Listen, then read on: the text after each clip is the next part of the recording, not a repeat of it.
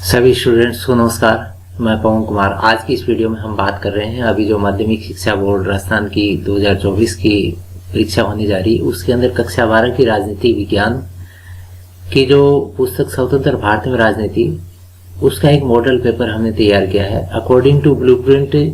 आपको ध्यान है कि 80 नंबर का पूरा पेपर होगा, तो ये जो किताब है ये 40 नंबर की रहेगी। ठीक है, तो इस किताब में ब्लूप्रिंट के अनुसार यानी कौन से पार्ट में छोटे प्रश्न, कौन से में बड़े, कौन से में खाली स्थान, वो पूरा ध्यान में रखा है और उसके बाद में ये पेपर तैयार करके आप तक सॉल्यूशन के साथ प्रस्तुत कर रहे हैं। तो आप इसको पूरा समझे, सभी तक इसको शेयर करें।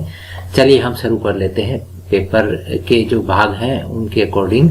तो इसका जो पहला खंड है उसके अंदर जो पहला प्रश्न रहेगा वो ऑब्जेक्टिव रहता है। ठीक है ना, तो ये ऑब्जेक्टिव के 8% रहेंगे, वैसे कि 8 नंबर के हो जाएंगे। ठीक है, ये तो प्रश्न नंबर देखिए, पहला प्रश्न इसके अंदर ऑब्जेक्टिव में तेलंगाना राज्य का गठन कब हुआ। ठीक है ना, तो तेलंगाना राज्य का गठन कब होता है? 2014 के अंदर ये गठन हुआ था। ठीक है, अगला प्रश्न है स्वतंत्रता के बाद देश के पहले मंत्रिमंडल में कौन शामिल नहीं थे। ठीक है ना, कौन शामिल नहीं थे?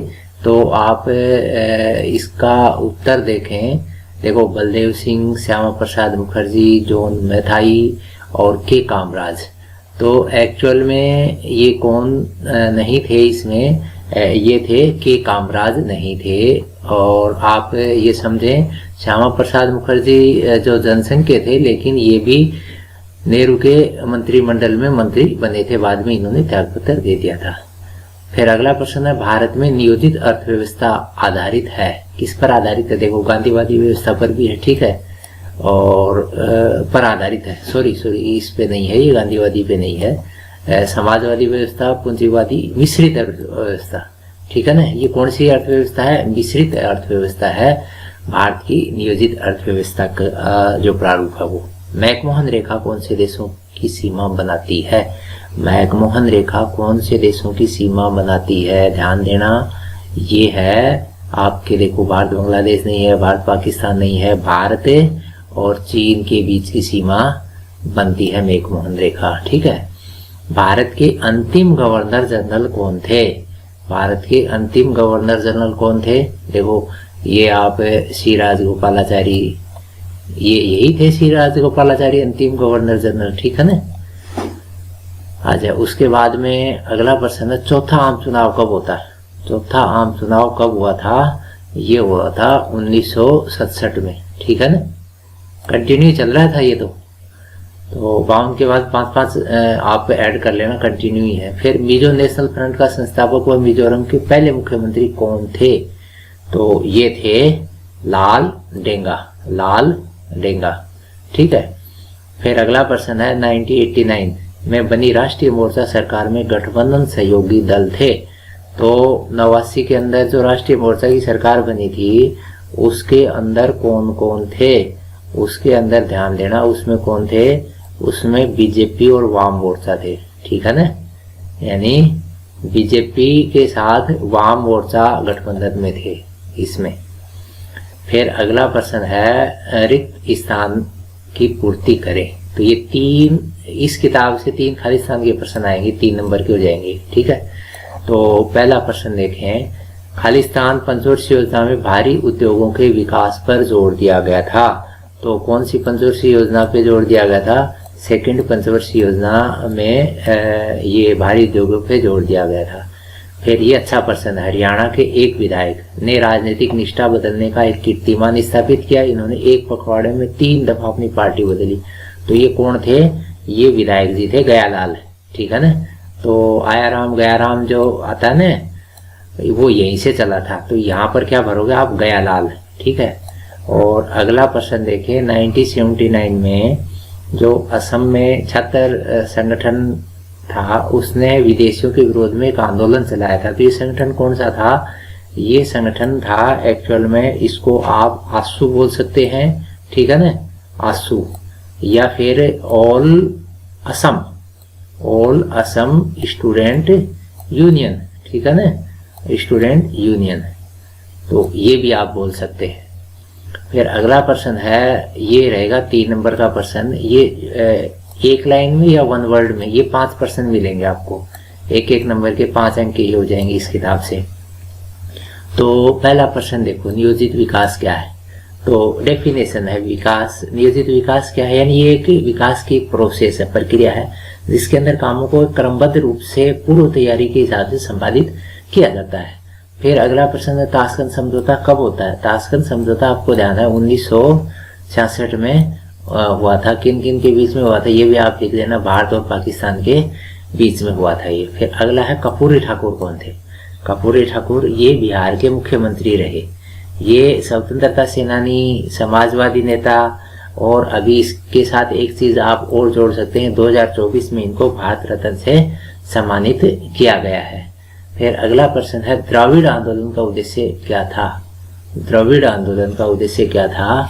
तो ये द्रविड़ आंदोलन जो है ये है आपके दक्षिणी भारत के अंदर एक आंदोलन चला जो जाति विरोधी आंदोलन, और ये आत्म सम्मान आंदोलन के नाम से ब्राह्मण विरोधी आंदोलन, और इसके जो प्रणेता थे ईवी रामास्वामी नायकर, ठीक है ना, ईवी रामास्वामी नायकर, ये इन्होंने ये द्रविड़ आंदोलन चलाया। फिर अगला प्रश्न है, इंदिरा साहनी केस क्या था। इंदिरा साहनी केस क्या था, ये ओबीसी को जो आरक्षण मिला था 1990 में, उस के तहत 27% आरक्षण दे दिया गया था। तो इसके विरोध में ये केस दर्ज हुआ था सुप्रीम कोर्ट में, और इसके बाद सुप्रीम कोर्ट ने इस 27% आरक्षण को वैध मान लिया था, ठीक है। यानी ये केस जो है उस आरक्षण को चुनौती के रूप में लगा था। फिर अगला आएगा खंड ब, ठीक है। ये तो खंड ए के प्रश्न रह गए। खंड ब के अंदर आपको लघु उत्तरात्मक प्रश्न यानी शब्द सीमा 50 शब्द और ये 7 प्रश्न मिलेंगे 2-2 नंबर के, तो 14 नंबर का खंड हो जाएगा। तो पहला प्रश्न देखो मिलान करने का, ठीक है ना, ऐसे प्रश्न आ जाएंगे ना, तो पेपर में आएंगे 2 प्रश्न तो ऐसे कंफर्म है, तो आपकी अच्छी मदद करेंगे। तो देखो चरण सिंह को मिला लीजिए आप, चरण सिंह, चलो इनमें से आप जवाहरलाल नेहरू को तो जानते ही हैं, जवाहरलाल नेहरू योजना आयोग के पहले अध्यक्ष रहे। अच्छा, फिर वर्गीज कुरियन आप जानते हैं, ये सहकारी डेयरी से संबंध था इनका। अच्छा, फिर ये पीसी महालनोबिस, ये क्या थे, औद्योगिकरण के ऊपर इन्होंने फोकस किया है। अब बचे चरण सिंह, ये किसान नेता ही थे, ठीक है। अच्छा, अब अगला प्रश्न, नेहरू विदेश नीति के संचालन को स्वतंत्रता का अनिवार्य संकेतक क्यों मानते थे। तो नेहरू मानते थे कि किसी भी देश की एक स्वतंत्र विदेश नीति जरूरी है, यानी स्वतंत्रता का अर्थ ये मानते थे कि उसके पास आंतरिक और बाह्य संप्रभुता जो है वो रहे। तो इसीलिए क्या है, ये मानते थे कि विदेश नीति के संचालन में स्वतंत्रता एक अनिवार्य संकेतक है। अगला प्रश्न देखें, आम चुनाव 1971, कांग्रेस की पुनर्स्थापना का चुनाव साबित हुआ, कथन की व्याख्या करें। तो ये जो चुनाव था, इस चुनाव के पहले जो इंदिरा गांधी की सरकार रही, तो उसने जो काम किए उसके अंदर एक तो देखो भूमि सुधार के कानून है, बैंकों का राष्ट्रीयकरण है, प्रीवी पर्स की समाप्ति की, ये काम जो हुए, तो इसमें इनका समाजवादी दृष्टिकोण जो है वो झलका और लोगों को पसंद आया। फिर 1971 का चुनाव हुआ, कांग्रेस का जो आर घटक था, ठीक है ना, कांग्रेस आर 2 भागों में बटी हुई थी ना, कांग्रेस आर और कांग्रेस ओ। तो यहाँ पर इंदिरा के साथ जो कांग्रेस आर थी और उसके साथ गठबंधन था इसका सीपीआई का, ठीक है ना, कम्युनिस्ट पार्टी ऑफ इंडिया, इसका गठबंधन था। तो इन्होंने इस चुनाव के अंदर अच्छी सफलता मिली, करीबन 375 सीटें मिली, और अकेले कांग्रेस आर को 352 सीटें मिली। तो कुल मिला के हम यहाँ पर ये बात कह सकते हैं कि ये जो चुनाव है ये इनकी पुनर्स्थापना का चुनाव साबित हुआ। फिर अगला प्रश्न, आनंदपुर साहिब प्रस्ताव के विवादास्पद होने के क्या कारण थे, कोई 2 कारण बताइए। तो देखो इसमें जो बात आती है, सॉरी एक प्रश्न पहले रह गया, आपातकाल के दौरान क्या क्या हुआ, ये चलो 7 नंबर प्रश्न। आपातकाल के दौरान सभी जानते हैं कि वहां पर निवारक नजरबंदी का बड़े पैमाने पर दुरुपयोग हुआ, बहुत सारे नेताओं को गिरफ्तार किया गया, प्रेस के ऊपर जो सेंसरशिप लगी, पाबंदियां लगी। और इंदिरा का जो छोटा लड़का था संजय गांधी, इसने जबरन नसबंदी कार्यक्रम चलाए, सरकारी कर्मचारियों पे अनुशासन को जो है ना वो लागू करवाया गया। तो कुल मिला के ये बहुत सारी घटनाएं घटी। अपने को तो 2 नंबर के रूप में छोटा ही आंसर देना है, इसीलिए मैंने थोड़ी सी बात यहाँ क्लियर की है। ये प्रश्न देखिए, आनंदपुर साहिब प्रस्ताव, ये जो प्रस्ताव था इसमें जो बात आई, 2 बात करनी है अपने को। एक तो क्षेत्रीय स्वायत्ता की मांग इन्होंने रखी, और एक रखा केंद्र राज्य के जो संबंध है इनकी पुनः परिभाषीकरण, रीडिफाइनिंग की बात इन्होंने इस प्रस्ताव में रखी। फिर अगला प्रश्न, गठबंधन की राजनीति के उदय का हमारे लोकतंत्र पर क्या असर पड़ा। तो ये गठबंधन की राजनीति का जो उदय मानते हैं अपन 1989 का जो चुनाव था, इसमें शुरुआत मानते हैं। इसके बाद से सरकारों में काफ़ी स्थिरता आने लगी। अस्थिर सरकारें बीच में खूब बनी थी, लेकिन इसके बाद में गठबंधन आने के बाद में स्थिर सरकारें बनी। जाति, धर्म, लिंग, वर्ण, क्षेत्र के संदर्भ में जो मुद्दे थे वो यहाँ पर उठने शुरू हुए। फिर नीतियों में जरूर कुछ जो है सुदृढ़ता जो है वो यहाँ पर नहीं झलकी गठबंधनों के अंदर। तो ये कुछ एक बातें थी, आप कर सकते हैं। फिर ये मिलान कीजिए, आप मिलान करने का आप देखिए। ये है 17वीं लोकसभा के अंदर विभिन्न दलों को कितनी कितनी सीटें मिली थी। 17वीं लोकसभा, अभी जो लोकसभा चल रही है ना उसी की स्थिति बता रहे। तो देखो, पहला प्रश्न, भारतीय जनता पार्टी को सबसे ज्यादा सीटें मिली थी 303, ठीक है ना। और अच्छा, फिर कांग्रेस, इंडियन नेशनल कांग्रेस, इसको 52 सीटें, ठीक है। फिर डीएमके को मिली थी तीसरे नंबर पे 24 सीटें। और फिर आती शिवसेना, इसको मिली थी उस समय 18 सीटें, ठीक है ना, 17वीं लोकसभा में। और अब आ गया हमारे पास खंड 6 आ गया। तो खंड 6 के अंदर थोड़े बड़े आंसर रहेंगे, अथवा में रहेंगे, और 100 शब्दों में ये 2 प्रश्न मिलेंगे आपको, और 3-3 नंबर के, तो 6 अंक का ये पेपर, ये खंड हो जाएगा, ठीक है ना। अब देखिए इसके अंदर पहला प्रश्न देखें, क्या एकल पार्टी प्रभुत्व की प्रणाली का भारतीय राजनीति के लोकतांत्रिक चरित्र पर खराब असर हुआ। समझिए, आपका विचार लिखना है। तो यहाँ जहाँ तक मेरा मानना है कि जो किताब के अंदर बातें हैं, तो हाँ ये बात सही है कि ये एकल पार्टी प्रभुत्व है, ये भारतीय राजनीति के लोकतांत्रिक चरित्र पर इसका बुरा असर हुआ है। और एक बात यहाँ पर साथ में और ऐड करें कि इसमें जो बात आती है, विपक्षी दल जो होते हैं ना, उनकी आलोचना को कोई परवाह, कोई तवज्जो नहीं देकर सत्ताधारी दल जो है अपनी मनमानी ढंग से शासन चलाता है।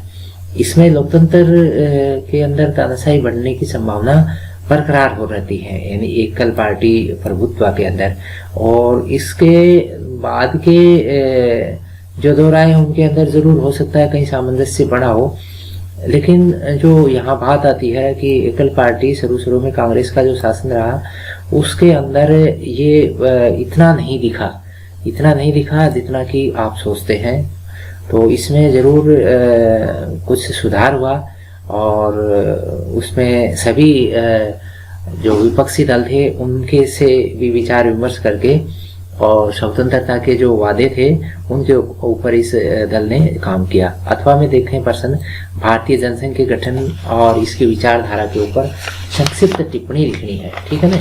तो इसमें आप जानते हैं कि भारतीय जनसंघ की स्थापना जो है वो 1951 में होती है, और इसके संस्थापक श्यामा प्रसाद मुखर्जी और अन्य जो नेता थे, इसमें आपके दीनदयाल उपाध्याय, बलराम मघोग, ये सब नेता रहे थे। इसका शुरुआत अगर माने तो आरएसएस और हिंदू महासभा इसके पूर्ववर्ती जो है दल रहे हैं, और इस दल ने प्रारंभिक समय में हिंदी जो बेल्ट थे उनमें शहरी एरिया के अंदर काफ़ी सफलता हासिल की। अगर विचारधारा की बात करें तो विचारधारा में ये मानते रहे हैं कि एक देश, एक संस्कृति, एक राष्ट्र, ये इनकी विचारधारा, यानी भारत और पाकिस्तान को मिला के एक अखंड भारत बनाने की बात ये करते हैं। हिंदी को राजभाषा के रूप में स्थापित करने की बात, धार्मिक और सांस्कृतिक जो अल्पसंख्यक को रियायत दे रहे हैं ना, इनका काफी विरोध इस विचारधारा के अंदर झलका है। तो ये आंसर आप कर सकते हैं। फिर अगला प्रश्न, जनता पार्टी की सरकार पर एक टिप्पणी लिखिए, शॉर्ट नोट, जनता पार्टी की सरकार।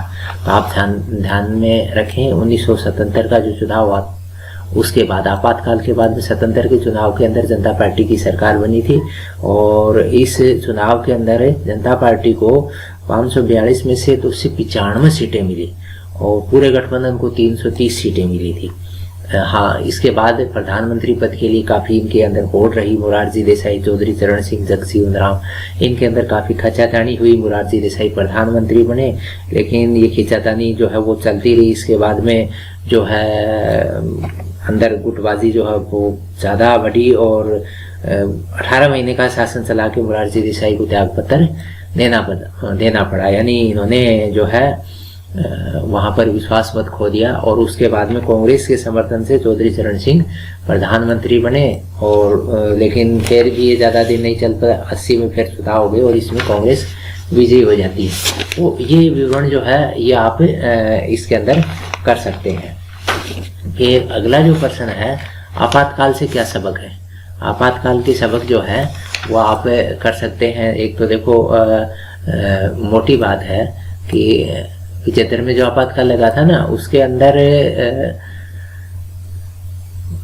लोगों के जो अधिकार थे उन अधिकारों के ऊपर उन्होंने अपने आप को एकदम कठोरता से डटे रखा और बाद में वो इसके प्रति जितने जागरूक हुए, अगर आपातकाल नहीं लगता तो वो जागरूकता नहीं आती।